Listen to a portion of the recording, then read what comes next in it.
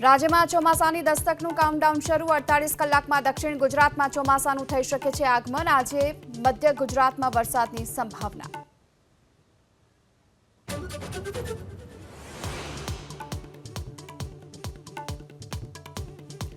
રાજ્ય કૃષિ ભાવ પંચની બપોરે 3 વાગ્યે મળશે બેઠક। ખરીફ પાકોના ટેકાના ભાવ મુદ્દે કેન્દ્ર સરકારને ભલામણ કરવા થશે ચર્ચા વિચારણા।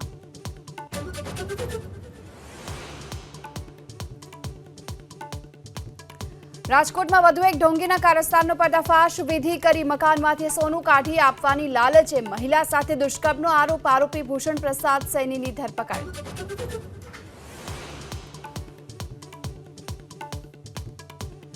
કાલે રાજકોટની ભરાડ સ્કૂલમાં યોજાશે સંત સંમેલન। સ્વામિનારાયણ સંપ્રદાયના પુસ્તકોમાંથી કેટલાક લખાણો દૂર કરવા સંમેલનમાં કરાશે માંગ।